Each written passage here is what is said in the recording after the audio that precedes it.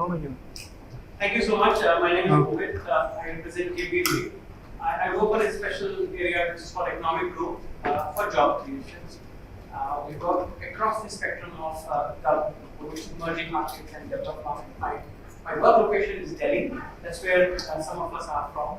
And Ismail, Dushan, is our friends now. So we are trying to experiment this with a pretty different approach.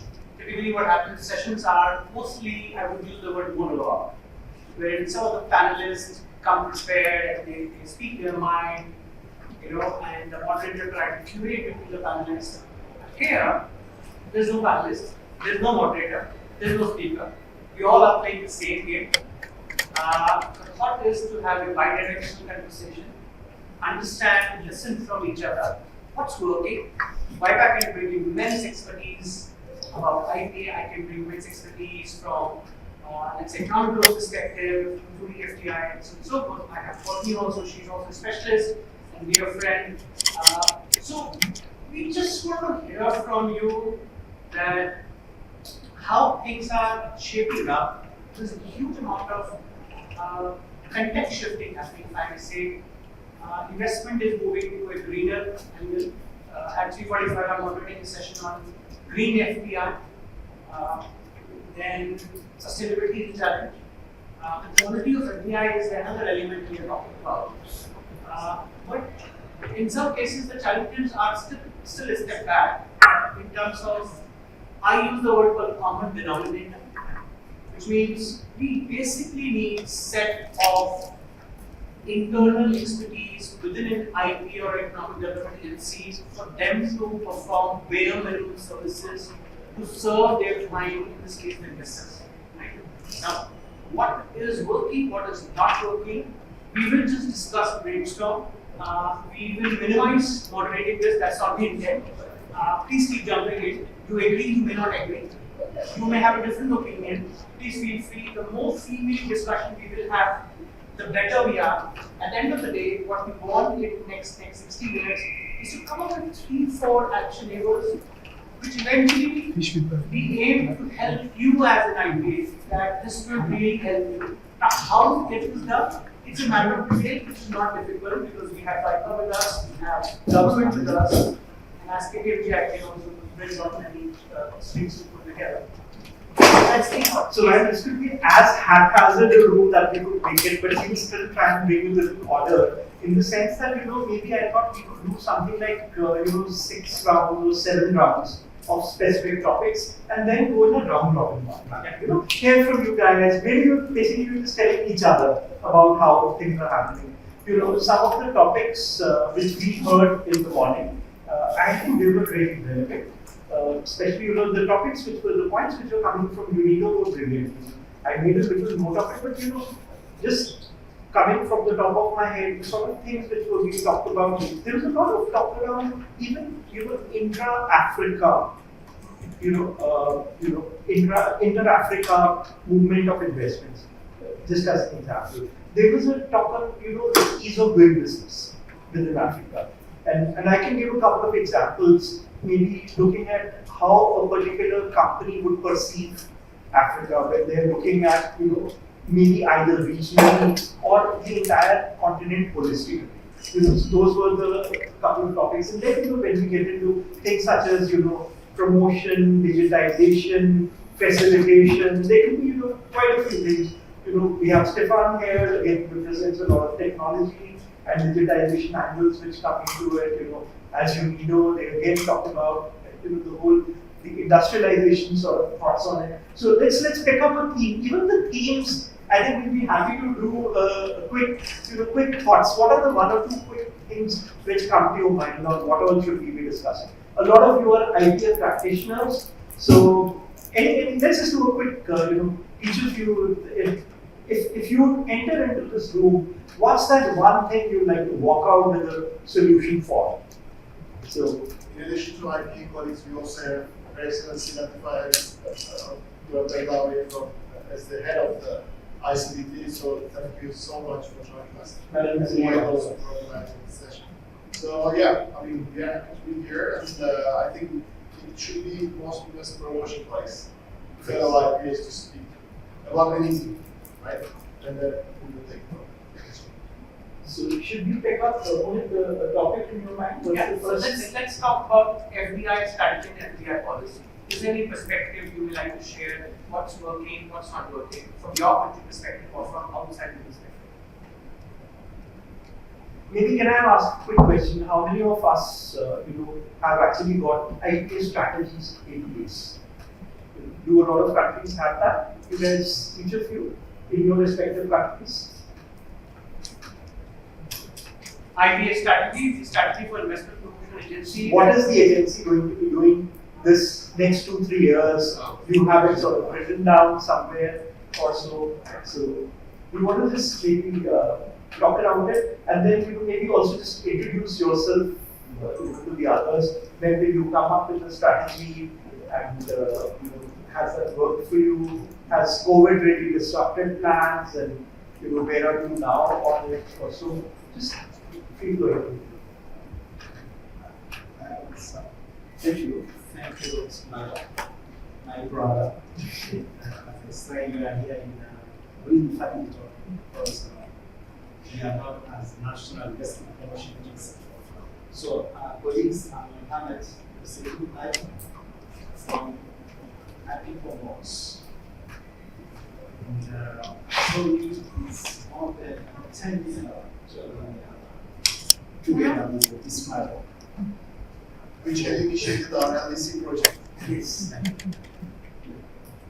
So now I think this is a big idea. But I think also most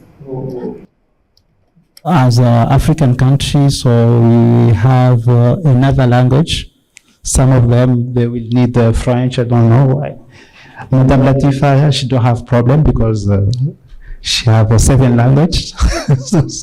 Arabic and French, Spanish, English, and thank you to come up with us here.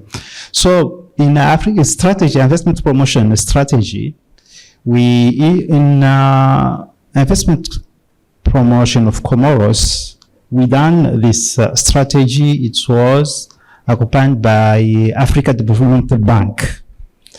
And why we took this decision to make this strategy? The idea came from when we meet in Istanbul for the best practice workshop. And I found most of Africa AP when this workshop asked about strategy. This workshop was done by Odido and WIPA. And now we finished just the strategy to write it when COVID arrived. And we learn and we take a very good lesson with COVID. It helps us how we can just change this kind of strategy of investment to use the new technology. Because Comoros, some of them, when I ask, where is Comoros, maybe you're gonna try to see it in the map, you'll never find, because it's a very small point on the map. On old map, you've got 4 small points. You need to really to have a very, but to zoom it and zip it to see Comoros. So to come in Comoros also, it's very difficult because we don't have direct fly of most of countries.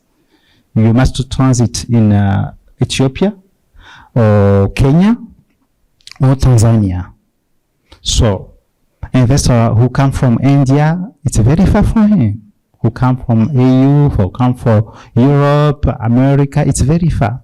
So when COVID arrived, we just changed this kind of strategy. We have to focus on how we can use a new technology and digitalization to attract those investors in our strategy. Now we have you can register in company online. We can have also meetings with investor also online, B2B meetings with investor to exchange online. And Also, we can accompany him to give him incentives of the investment code, but there is a step he must come to Comoros to complete because everything cannot be done online. But we try to facilitate. So as we are here as family, we talk as family. I don't take much time because I have to share with my colleague, and really I need your opinion. I really will all the idea who has come here, and thank you for this kind of meeting because it's not monotone to come and listen too much and then you have idea. No, I listen, but I think I have to say something, and you will never say something if you don't have this kind of topics to talk. Thank you very much. One question I have to you. When you say that we are able to do these meetings online, so are you also able to, can an investor go to your website, click on a button and say seek meeting, small point, or it's just that emails and everything gets exchanged and then you say let's have a virtual meeting and then you share a Zoom link. I'm trying to understand that is there a way in which an investor can even land up on your website, on your webpage and request for a meeting? Is that also something? Actually, we try to develop it because we really are actually in the start because, you know, the technology in Africa, we have to improve. So some of country also. So there is a very big need to improve it. Technology is not important. What's important is the fact that Yeah. once there's a simple form, they fill in, they say, okay, when you want to have a meeting, this your time date. Yeah. Actual meeting, you can even do it outside. No, It's actually a good feature. That's what I'm saying. there is because Online meeting platform. there is because as you know, most of IPs you have the e-regulation. I think some of country they have this, we call it e-regulation. It's done by UNCTAD, and this e-regulation, most of information, administrative information, you can find it. So we use this topic, this count of link. We can just manage them because some documentation also he have to apply it and then to resend again. I think when we do another next round, which we can do on specifically ease of doing business and maybe technology for ease of doing business, we can make a great point. But talking about IPA strategy, would you like to just also pick up the mic? Thank you and good morning, everybody. I'm Mohamed El Habib Toure, Director of Investment at APIM, Investment Promotion Agency of Mauritania. We are a young IPA because APIM is created 2 years ago. So we are a baby IPA. Our strategy is first to create an organization and a viable organization. Because we were 30 at the beginning. Now we are 90%. So we are how we say it? We are organizing our IPA first. The second thing is to create a country brand. You know, Mauritania, it's bigger than Comor, but we are not well known. 2 days ago, when I came to the airport, we were staying at least 1 hour at the borders. They were asking, where is Mauritania, where we come from, why you don't have a visa? They even don't know that we exist and we don't need a visa to come to Abu Dhabi. So that's one of our strategy is to sell Mauritania, to make people know that Mauritania exists and the opportunities that we have in Mauritania. And also, we want to improve the climate of business in Mauritania. Okay, people are asking questions like, can I invest alone in Mauritania, or should I have a guarantee or a partner in Mauritania? All those questions are questions that we are facing and we trying to answer.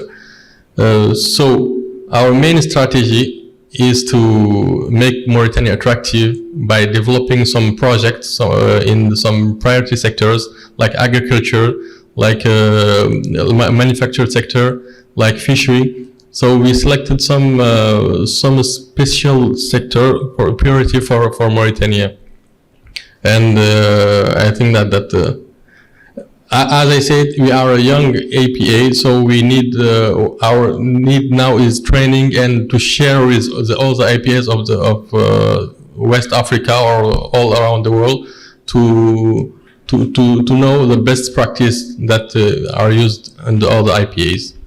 I think what you, just one quick comment from my, what you talked about projects is very, very critical, is what we today can see. You know, I remember quite a few years back, we always used to have a big debate, with World Bank. Now, for World Bank at that time, the person in context here was Mr. Robert White.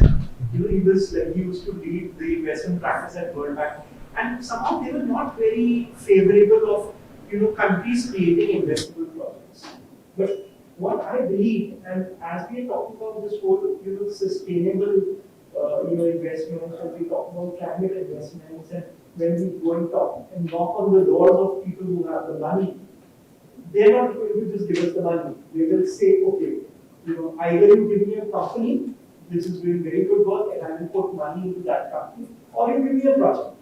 So I think the whole thing of investable projects, the whole thing around projects is very, very important in my thought process.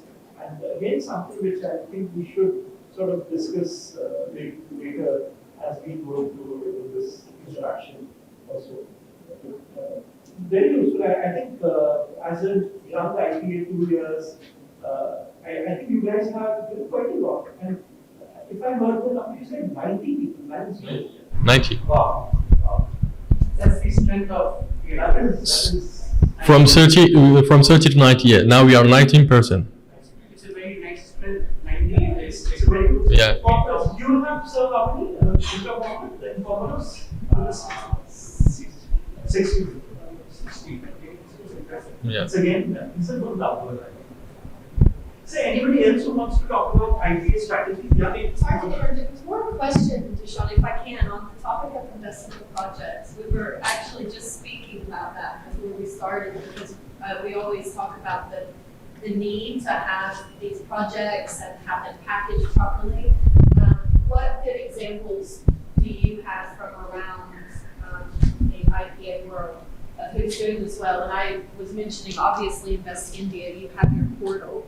Do you see other examples of how these IPAs putting a strong focus on projects? So, okay, fact is, let me be a neutral person and also talk today at my part. Are we really doing the right thing as investors also? I want to go back and also debate on that question. So, finally, what is the litmus test? I can create 1,000 projects, right? But if I don't get any investments in these projects, was there any use of wasting time and energy on these projects? So I think one of the biggest critical points for us is that if any of us creates projects, then we have to really go after investors with a lot of focus and energy in getting success on these projects. Now, it will be very difficult to actually get real data behind it, because the way we've seen, like countries or even specific sub-national agencies create projects, we've seen some of them who've done a handful of projects, maybe 15, 20 projects, and they will go after them. And I find that as a better approach than somebody who ends up creating 200 or 500 projects with hardly any detailing sort of working. I think creating a lot of which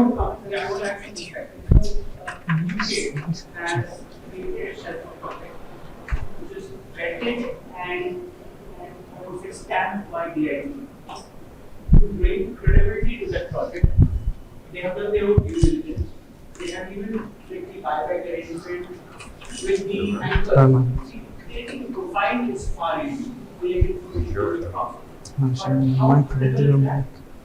These governments calculated for the credibility, so that's what investors looking at, and the last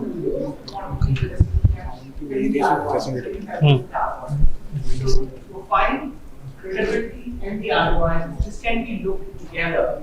Even for 10 profiles, then I think you have, I would call it as a shelf of projects which you can market. Now, but what is happening lately is some of these IPAs are picking up very selective projects, let's say industrial park. For example, in India, I can talk about the very recent example. India has launched 7 mega textile parks, and these are large in sizes. So now, as a country, India would be promoting these parks to attract textile investment or technical textile investment into the country. This is government sponsored, government funded, fully credible, ease of doing business enabled. So the life of a textile investor investing in India would be relatively easy. I just want to have some thoughts from Botswana, ma'am. You want to add some thoughts?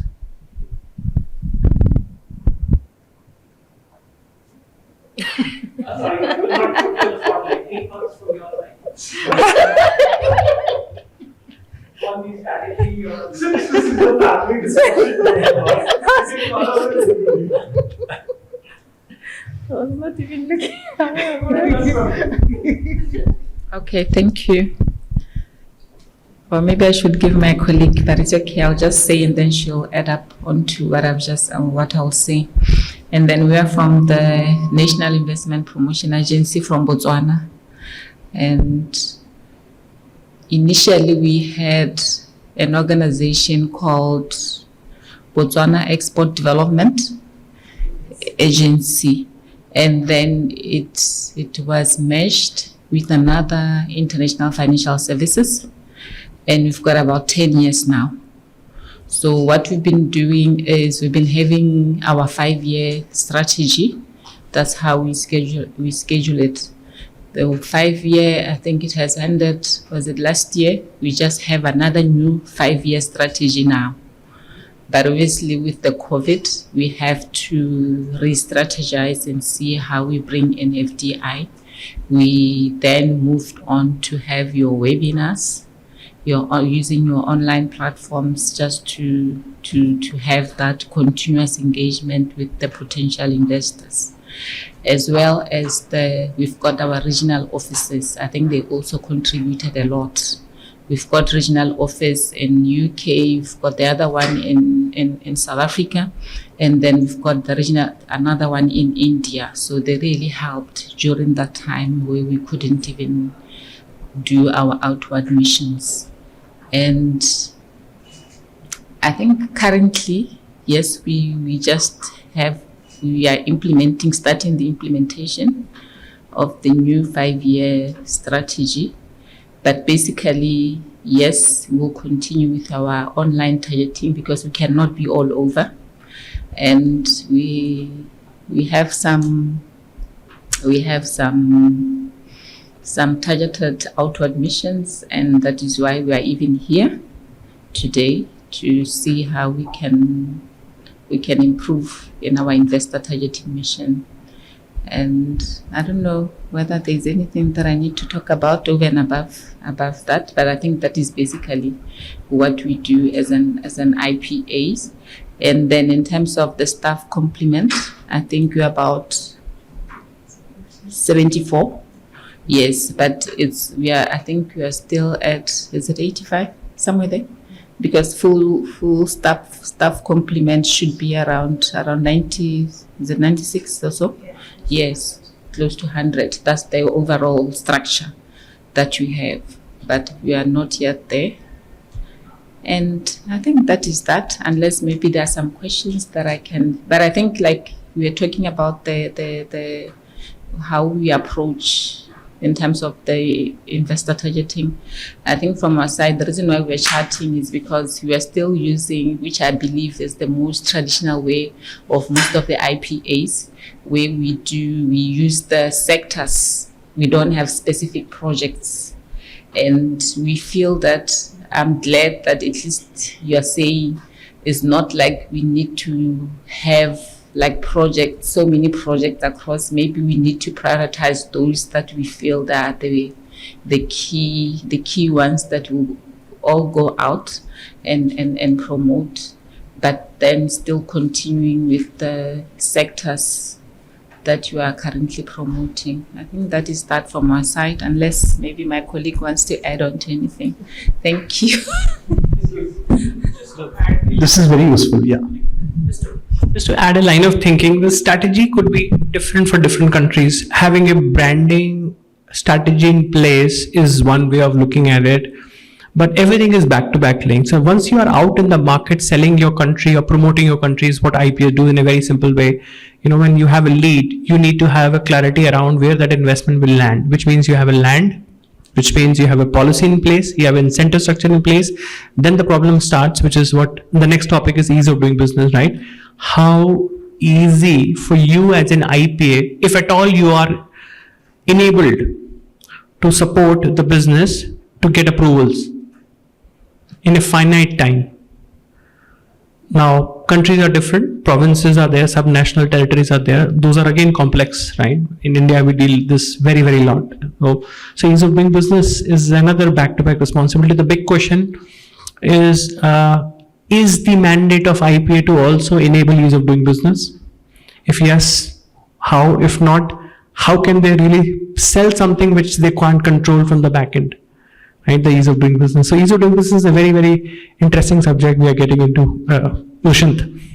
So just to again, answer, what Courtney asked, the UK's portal is an interesting one because getting back to investable projects, because, each of the projects that you see, it's more like you'll get a very focused page on it, and he's already talked about the detailing. But 2 or 3 other places, I can name quite a few countries, but 2-3 places which I thought were interesting.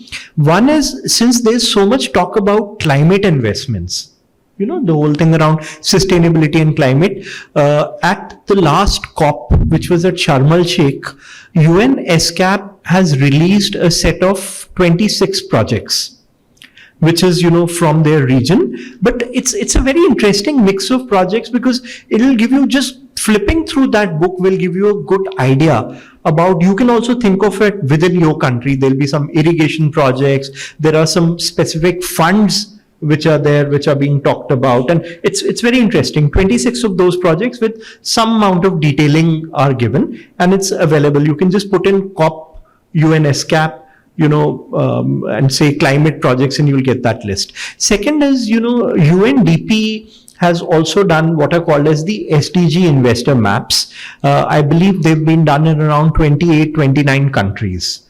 And, so those are not specifically, investable projects, because in my mind, if we are talking about a project many a times, and if it's, let's say, for example, some sort of manufacturing, then there has to be a clear piece of land saying that, hey, this is the place, this is the land where we want to do the project. Because then you can also talk about, what would be the clearances required and things of that sort.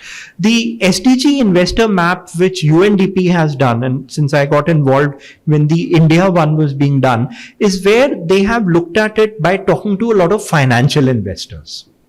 And it's not specific projects, but it's broad areas which have got identified.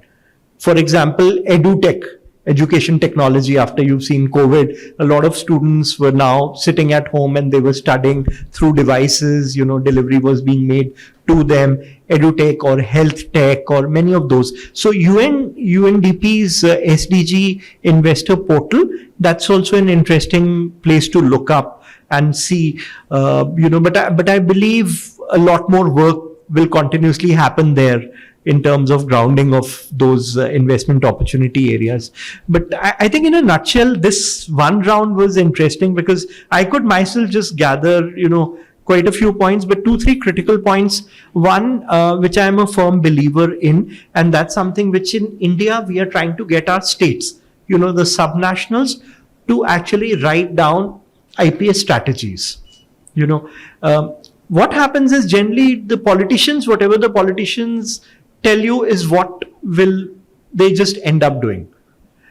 Those are again very critical, we have to do what they say, but also have your own agenda and not only go in the direction of, now the minister or the president or somebody is going to go to a particular country and we see the whole IPS focus now becomes that should not also be the case. So an IPS strategy is very critical, and what we've seen, with Idea Island, the fact that they do, a midterm assessment So if it's like a 4-year strategy, after 2 years, they're going back to see that if we give, and in a strategy, the targets or what, those goals that we set for ourselves, those are critical. And it's all internal. Like, as an IPA, you guys could go back and you could do a workshop of this sort, with some of the people, if not the entire people. And then, they can just think of what the KR is and KPIs should be. Because many a times, if it's just that dollar figure, quantum of investments, or the number of projects, that can be very difficult. Many a times, so much efforts which is otherwise going in is then hidden. So at Invest India, Sujata is also from there, a colleague of mine, we had 50 KPIs, 50 specific KPIs. And then, even when our FDI, we were not able to get so much of it in a given year, we were able to show through the other KPIs that, hey, see, we've done this, we've done this, we've done this. And yes, the dollar figure, yes, it was not so much, but, they're able to appreciate the other stuff also that ways. So having an IPA strategy, I believe, is important. Defining KPIs, again, extremely critical, and so that's another one. And knowing the way with sustainable and climate FDI, the way the world is going, I would say investable projects should also be a good thing which you could focus on. But again, if you've never done it, then a handful would also be good, just a few projects. And then just making a few and then taking it back to maybe some of the people, either investors in that category or some financial investors. They can actually look at it and tell you that, hey, a financial investor may look at it and say that, no, I probably need more ROI related, return on investment and things of that sort. So if you can just tell us, how many projects do you have? Yeah. Can I ask something? Yes. I think following your comments, I think we had a chance yesterday, following some of the workshops that we have, when we spoke about the KPIs. We are wondering, is it always the case for IPAs to have your KPI on the figure, like the investment figure? No. Because the politicians, the government, they believe in figures.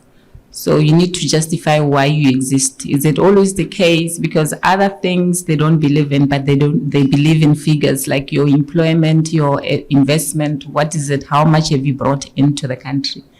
And sometimes it's very difficult. It's a long battle between, the IPA on one side and the politicians and the bureaucrats on the other side. It's always been like that. And it's like, many a times, obviously for the politician, the numbers matter, but many a times for the bureaucrats, if they really if you get an opportunity to explain to them how investments is brought in, then they will appreciate that, there are too many other factors also. It may not only be, it might be the world, moves in some other direction. And because of that, investments doesn't come in. The IPA can't be the one to be blamed for that. I Right? give a cheat sheet to this. Typically, Any IPA is mandated to attract greenfield investment, the fresh FDI coming from outside. But what if a joint venture led FDI, local enterprise in your country, creating a joint venture, let's say with a European investor who would mostly go in a joint venture mode, that's also an FDI. In the expansion of your local enterprise to a different wing, you're getting money from outside. That's another way of looking at it. What I really struggle is that the domestic business expansion is currently not at all being addressed in the mandate of IPA. Why? Right? If a business is expanding, why IPA cannot facilitate and take credit of it? So there are two more KPIs in terms of expanding the scope. Want to respond? No, that's okay. Because from our side, we do as well the expansions, the domestic expansions. You count that? Yes. Which is good. But you have to like you're saying, sometimes it's where the focus is, what is the direction and Even in Greenfield, I tell you what we finally agreed with our government. We said we have an investor who will move through different stages, right? And then you have an initial prospect who converts into a lead, and then he actually gets into a project where it gets into a facility. So our government had given us targets not only for the dollar, but they give us targets at each level. You know, how many new prospects are you able to add to the funnel? As an example. Or how many of them have actually moved to a point where they're now seriously discussing with you? And even those, they were specific parameters that have they, you know, for example, taken space? Have they bought land? Example of the country. Have they deployed a local person in the country to do further research? Have they registered a company? I'm just saying there can be many, many such parameters, but the whole thing around KPIs is a very interesting one. And you know, You would like to share those 60 KPIs with us? True. So just to add one thing to the whole conversation, see, as IPS, we always find it very difficult to justify our role in terms of bringing investment or what is our achievement. So one is KPI initiates the dialogue between the stakeholders so that we are all very clear about what we want to achieve over the course of next 1 year or 5 years, wherever we have a strategy. And also it brings an understanding amongst the politician, with the bureaucrat, and also with the agency. Because every time when something happens good, it is always the government policies and what's happening. If something is going bad or the FDI market itself is bad, then the IPS are being questioned about their role. So it's always very important that we continue the dialogue with the stakeholder. We agree on what we are going to measure so that it is easy to justify our role and also bring to the fore what we are doing in terms of putting in effort to improve the FDI climate in the country. This is what we've been seeing, because every time it's really quite challenging to justify when there is no money coming in or when the money is going to be coming after 2 years, 3 years. That's one. And the challenge of again packaging the investable projects. So there are many priority areas, as we are saying, brownfield, greenfield, and then there are priority sectors. So how do we actually package big investors and big companies? It is very easy for them to bring in those investment or attract those investment. So as IPS, we are also needed to create that ecosystem where MSMEs and startups and innovators are also encouraged, and then bring in those money. So I think KPIs, it also gives us that clarity that how do we want to develop the whole ecosystem. And also any point of time, you are always having your report card ready to say that, yes, this is what I have been doing and this is the card agreed. Yeah. Stefan, please. Stefan. Attends, donne-moi la parole un peu. Je te... No, I want to just add something, because the strategy and investment strategy and development strategy of the country, because most of our country, we have this development strategy and the plan of strategy of the government.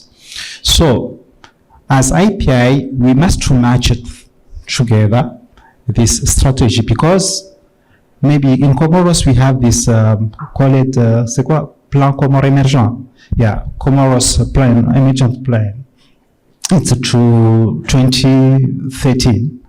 So now with the investment strategy we have for FDI, we have to match it and to see how we can accompany those kind of projects who are via this plan, local development plan strategy, and to match with us. It's not easy to be, that's it's for you, our young brother, the new board. It's not easy to be a national investment promotion agency if your government does not understand what the role of investment promotion agency. Because most of our government, they ask us, so you take too much money, we don't see any income come from you. As API, we are not here to make income. We are here to attract investor, to buy the country, to sell what we can do, and of that. So now, you can have a very good investment promotion code of your country. But if the ecosystem does not want to work with investment code, it's not easy, because your come in so IAM, you go to Dubai, you go to New York, then you can come invest in my country. When they arrive, there is one corrupted minister, one corrupted functionary of government who they just need something on the table. He can stop everything. And investment, any investor needs something really structured. So if they see this country, they will ask me that, they will never come. And they will talk. Other investment, they will just give, no, Comoros, I don't think it's a nice country to go. Maybe go to Mauritius, it's better. Something like this. No, it can't happen. So we are here for sharing our experience because you are new IP. So there is some difficulty we can find it. But please don't make our errors because most of us, we see, we have the strategy, we believe that we can do, but we must match it with the government strategy. We must see with the political also, I see my sister, what they need, because most of them, they have agenda, political agenda. And there is election, there is whatever they need. So I need a report. Every year, even the speech for the New Year speech for the government. So we must give this data. So we just have blah blah blah investment will come, and then what $3 billion comes this year. It's a very big talk, but you must talk hard and to know how we can match what we do. Our strategy, the investment code, the intensives also you give, because you have the intensive for investment code, maybe exemption of the customs or taxes, something like this. So you will have a problem with the custom office. So how, for him, there is not income because how the IP gave these intensives, and also we'll have problem with this taxes office. Something like this. So it's not easy, but I think because when I arrived today in this meeting with my minister, the Minister of Economy Investment, he asked me why you don't extend for IP Comoros. I told Your Excellency, I don't want to invite investors to come in Comoros and I don't have a nice business climate. He told me why, because the ecosystem we need to clean it. I think So- it's a very important point. It's the fundamental. We are trying to invite them. When they come there, it's like. Yeah, and he was shocked, but that is a tool. I have to, because he's my boss. I have to give him this information to know what we're facing day to day in Comoros, in our countries. Because I know the situation in Comoros, it's the same in Madagascar, it's the same in Mauritania, Senegal, Burkina Faso. Botswana, no, you don't have corruption there. So you don't have corruption there, but most of our country, it's not easy. Thank you. Yeah, thank you. First of all, it's a pleasure to be here. It was like an ad hoc invitation, and I was delighted to follow. Stefan Kratsch from UNIDO, thank you for the good reference going back to a workshop that we did 5 years ago. When it comes to the strategy from UNIDO's point of view, and also what is a guiding principle in the capacity building, is that this strategy needs to be founded in founded in and emanate from empirical evidence that these IPAs need to collect. So we believe it's very important that the IPA understands the industrial tissue of the country, because unless there is this understanding, it's very difficult to develop investable projects. So that is one point. The other point is the spatial dimension in investment promotion practices. For instance, in Mauritania, I came across the SEZ Nouadhibou, right? So that's a special economic zone that I believe the government has invested a lot in building the infrastructure, also in giving a whole range of incentives, etc. So it's important that these kind of information start to feed into the investment promotion narrative of an IPA. So furthermore, if the strategy is anchored in an existing monitoring function, it means the IPAs need to know what are the existing investors in the country. So it's not enough to register the investment, to capture the figure of a planned investment and then report upon this figure to the government, because we know that the implemented investment volumes are oftentimes a lot lower than what's being announced at the beginning. And so that's on the capital side, but it's also through constant investor outreach that you would get more granular figures about impact. Jobs that are being created, jobs for the young, jobs for women, the extent to which these investors source locally or not, the extent to which they delegate R&D capacities and do skills development internally and externally in their subsidiaries. So all these kind of things is very difficult to establish a priori when the investment is just to be initiated. So that means that there should probably be a logic of IPAs to have targeted surveys or CRM systems in place, and that's where bringing it back to the digital. This is where digital CRM system could play, so that after a year, that investor that has announced to have to invest 10 million USD, then you can check, is it 10 million USD or is it less? How many jobs has this created, etc., etc. And by doing that, you also capture a very important component of FDI, which is reinvested earnings, where the numbers vary to be 50 or even 60% of all FDI inflows are reinvested earnings. So how can an IPA leverage these reinvested earnings, again, by reaching out to its existing investors who have come despite some levels of corruptions, etc., if they exist, and they come, they have invested. So you work with those who you don't have to show where you are located on the map, because they know already, and they know already how to deal with in the ecosystem. And that links us to, I had to mention it, aftercare, right? The most important point, and finally I think it is coming out, aftercare is extremely critical. Like I can tell you that one of the states in India which is getting a lot of investments is Telangana, and they said our biggest testimonial is when an investor just keeps on coming back with another round of investments, and one of them they did it 7 times. Another project. I think let's do a quick one on ease of doing business. Again, you did sort of set things on fire here already with those very relevant sort of comments. But I think, Mohit, if you'd like to just come in with some thoughts on ease of doing business.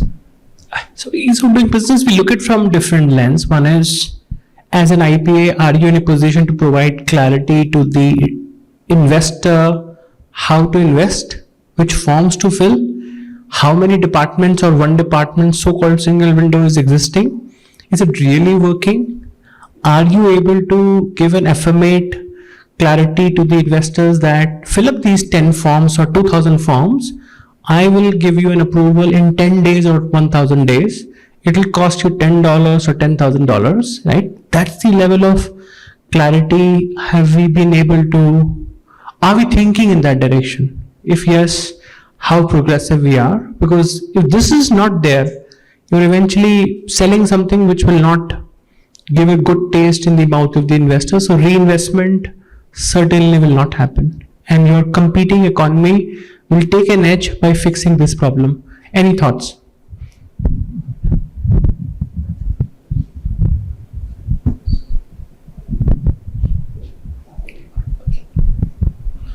Thank you, everybody.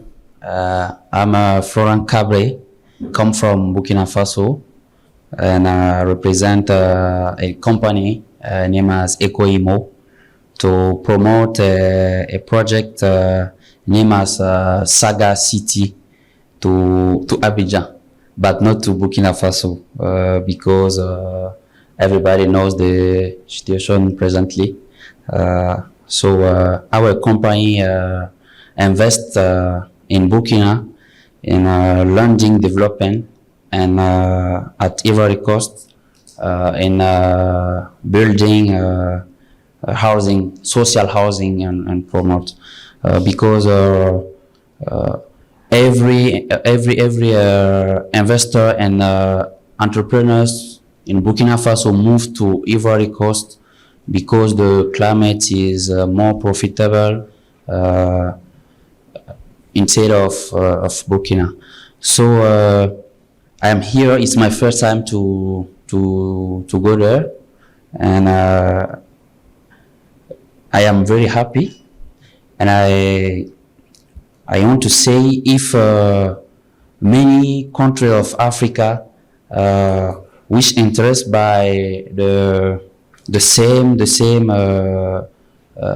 project, the same meeting, which can change the mentality, because in general everybody say there is corruption, insecurity, terrorism, etc., etc. But instead of everything of this phenomena, Africa is very profitable in business, because Africa in baby and development. And so I'm very young, but I have hope. But this continent will grow in the future. So to recome in our project, the project consists to make a city, Saga City, building and selling house with many standing with population, and give to government of very workers and by subscription. And the project duration is to 30 years to 10 years, and the fund is $50 million. But I want to precise is to Ivory Coast at Abidjan. So the land is already disponible, and we start working with the government, Ivory Coast government, and is the good right. So we are here to invite many investors around the world to interest in our project. Yes. Thank you.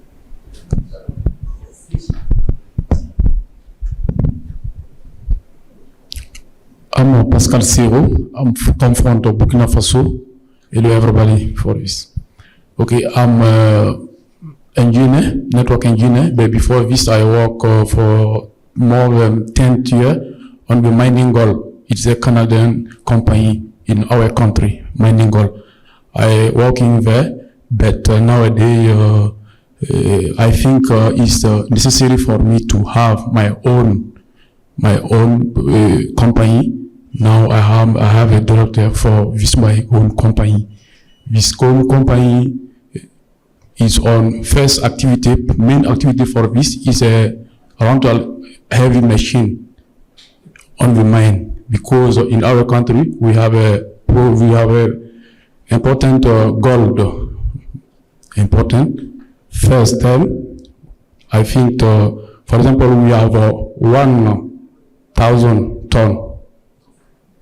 That is information about our I don't know, we say that BMJ, it depends for, you check everything, a gold and metal and everything.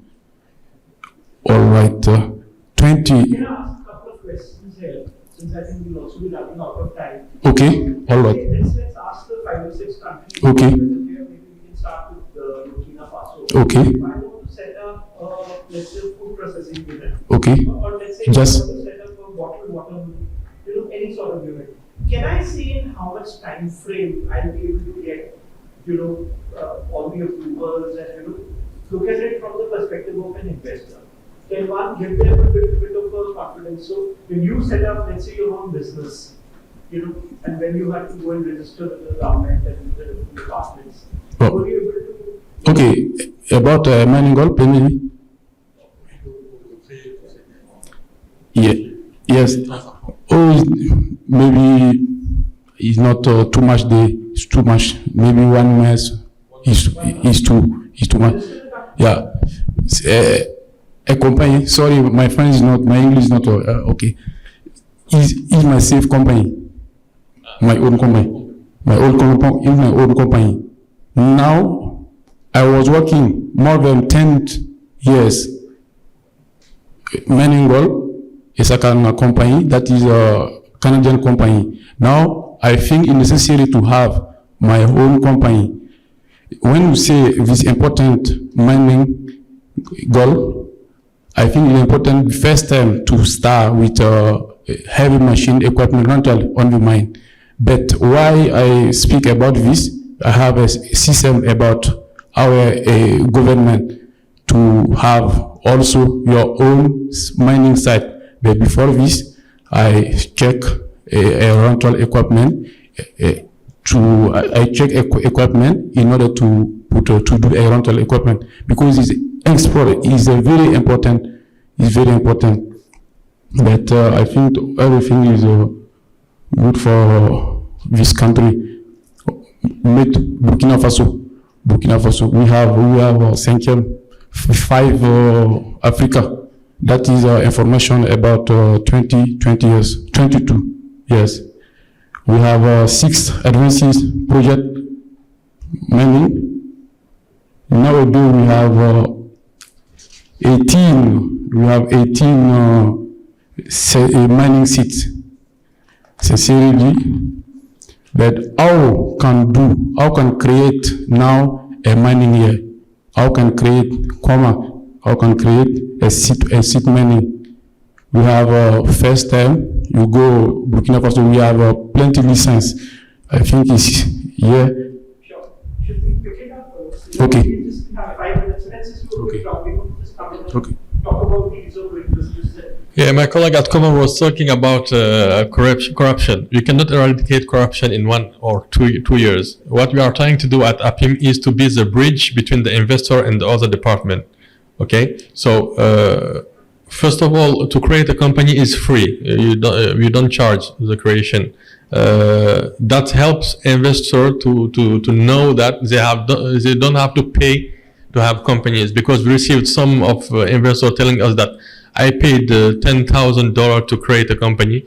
So the first thing is to make all the services free.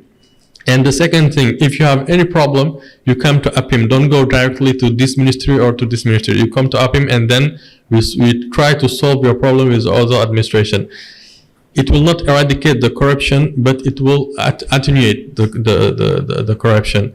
And also to answer the question, to create a company in Mauritania, it's 48 hours, because we have all the representative of the, of tax incomes. We have the representative of justice. All of them are in the same building. That's why it's attenuate also the corruption, because we are, all the file is managed. We deal with all the files in the same building, same entity. Also a little bit of competition at times between departments. Sorry? One of the departments is holding on to a license. Oh. It puts a reverse pressure on the other. No, there is no competition, because it's a law. It's a law. They are obliged to. We have representatives. They have all the prerogative. So they have all the prerogative to create the document, to create the company, to create the tax code, tax number. So you have a single window. It's very, very interesting for investors. Very good. This is interesting. Anything else on Botswana, Shaka, ease of business?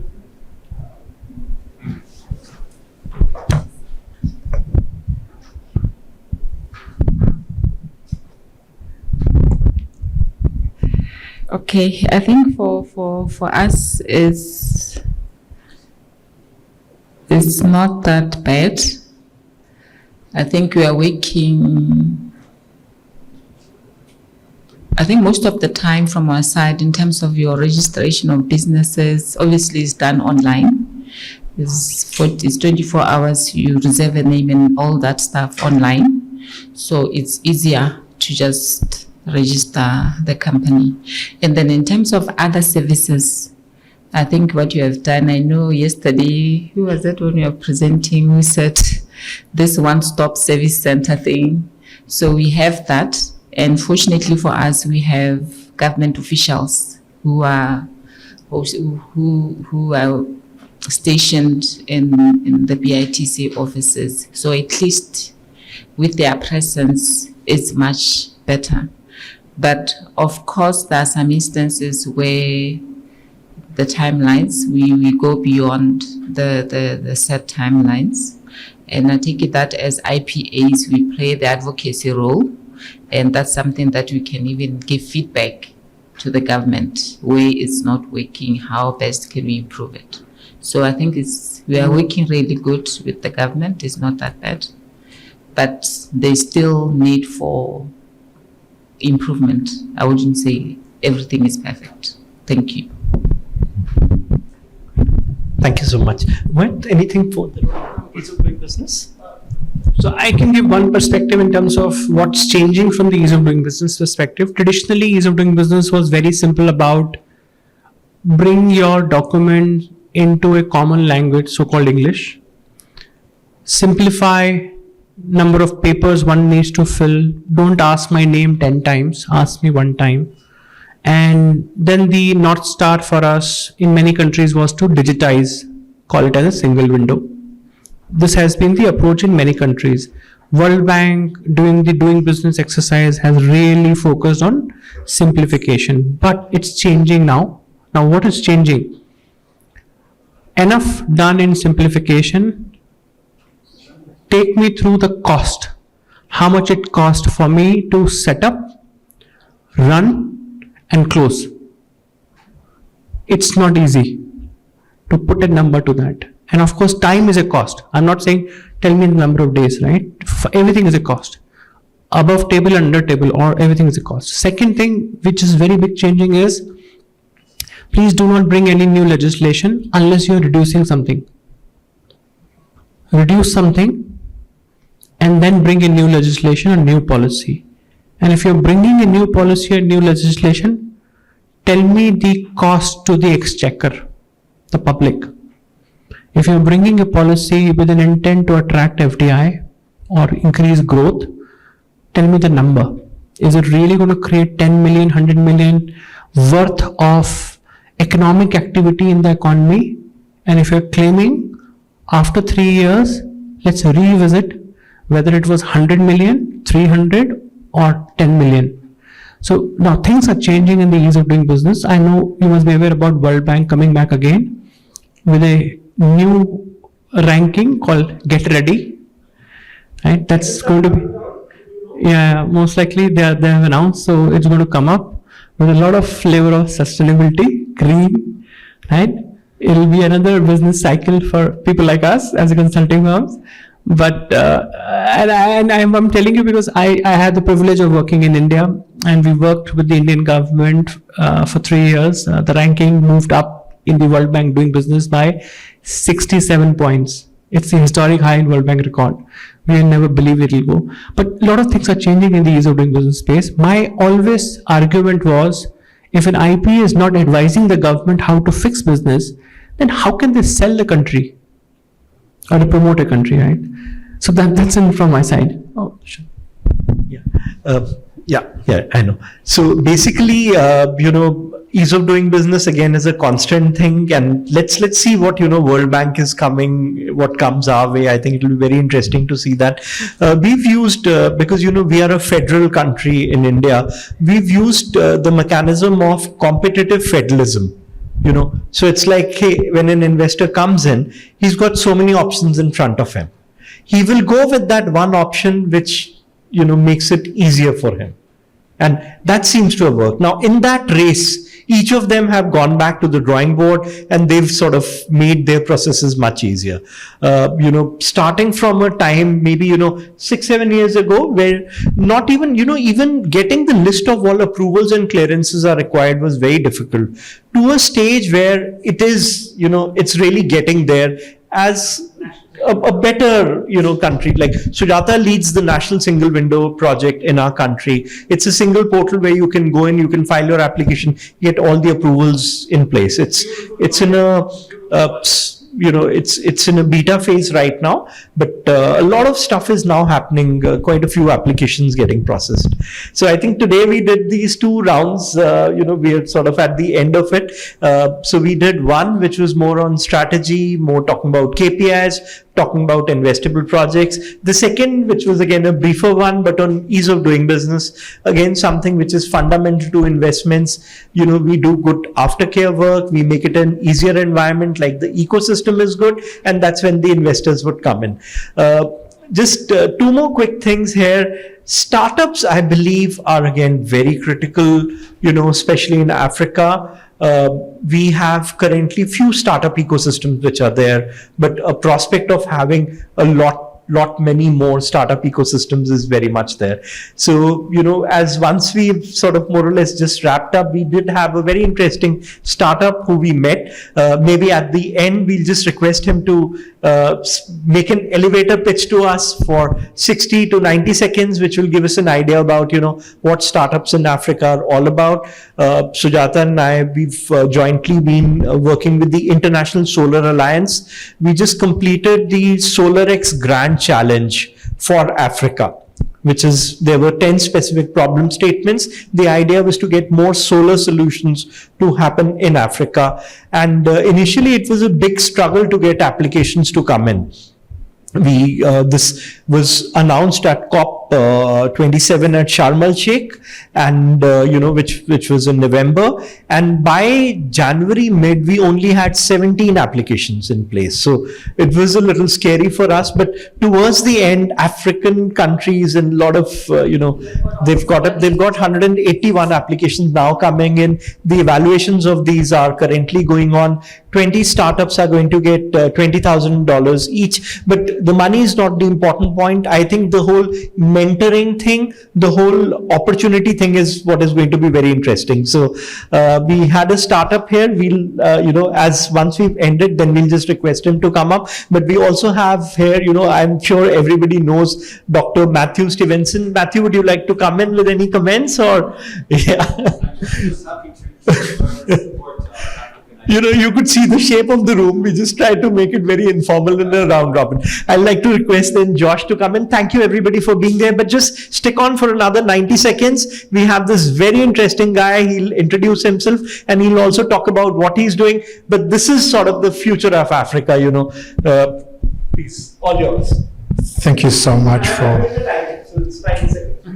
Yeah, thank you so much. My name is Josh Kalisa.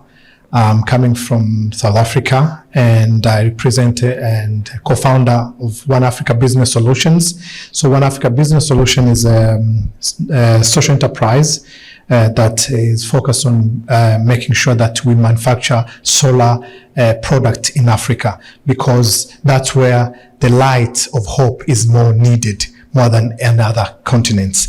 So at the same time, we thought we want to empower education. And then by doing that, we invented what we call a solar backpacks, which is what you see here. And this solar backpack is made out of recycled material. So it means we have gone through making sure that we want to see Africa is changing from consumers and makers. So our agenda right now, we are trying to raise funds to $5 million to build a technological excellence center, which will designate in Tanzania. So the agenda of this project is to train people, because most of the things that you see here are made by people who never went to universities. So we want to change the whole concept of thinking only those who have seen the doors of university can come and build something. Thank you so much. Within the time, which is phenomenal, remarkable. I must say that. But again, startups are a very interesting element for IPAs. One can always debate and say, hey, maybe this guy is only going to bring in maybe, $100,000, or compared to a larger company, which might be $1 million. So are startups worth us investing our time and energy in? I believe let's try and put in some little energy at least also on that side. If currently we're not doing anything, then we should start doing something. It's important. If there is no other agency in your country which is, working on creating startup ecosystems, then I believe IPAs are very well placed for that. In India, when we go back to maybe 2016, we hardly had a startup ecosystem. There was nothing out there. There were like 3 or 4 unicorns.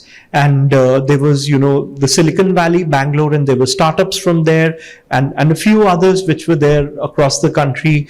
And it was not sexy. Doing a startup was like, okay, he doesn't have anything else to do and he's doing a startup. Zoom in 7 years, it is now the 3rd largest startup ecosystem in the world. And, everybody, you go to a college, you talk to those guys, a lot of them want to start up their own stuff. So from job seekers to job creators, that's been the journey, and it's going really well, in our country. I've personally spent a lot of time in Africa. I was there in Kenya. I was doing some projects for Kenya Airways, but also in Nigeria and a few other countries. I believe, it is the power which has to get unleashed. Once that happens, I think you're going to see a lot of good stuff starting to happen. So, but then any quick comments from anybody? Do any of you focus on startups? Is it happening in your countries? Are there a few of them right now? Because I believe there should be, This is something which, if you just want to come in. Thanks. The main problem that startups has in Mauritania or in Africa is funding problem. Okay, because they are young, they don't have enough guarantees. In Mauritania, for example, all the banks are asking for guarantees, like buildings or real guarantees. And those startups don't have guarantees, so it's very difficult for startup today to grow in Mauritania or in Africa. That's the main problem that we have. The government has to come in. There is a few basic elements which need to be put in place for unleashing the startup ecosystem in the country. I'm sure KPMG is here, and so is Invest India, and especially as a part of the SolarX Grand Challenge, they've tried to reach out to almost every African country. We had basically gone there to 4 countries to talk to all the stakeholders, including the IPAs, and we also held many of the capacity building workshops online through the WIPA platform. So I'm sure you're part of the WIPA membership platform, right? And so there's a lot of training programs and capacity building events happening on the platform. So recently we just had one more startup session, right? So Megha, on the WIPA platform, startup. Yeah. Yeah. So please do sign up for that, and also like any requirement you may have, specifically any support required, we'll be very glad to do that. And the Startup India, which is also housed under the Invest India umbrella. So they have been, as Dushyant was mentioning, when we started in 2016, nobody wanted to become a startup founder. But now the whole scenario is different. We have almost more than 50 unicorns in the country, and from every nook and corner of the country. It's not concentrated on one city. So we'll be very glad to share. So I just exchange your contact. So thank you very much, everybody. I know there's a session which Mohit also has to run into, but thanks so much for joining us. Let's get a picture, guys, if it's fine with you, because I know the way we were sitting. But if we can just be here for a quick pic, and we look forward to remaining connected with you as WIPA and also as KPMG. Thank you so much.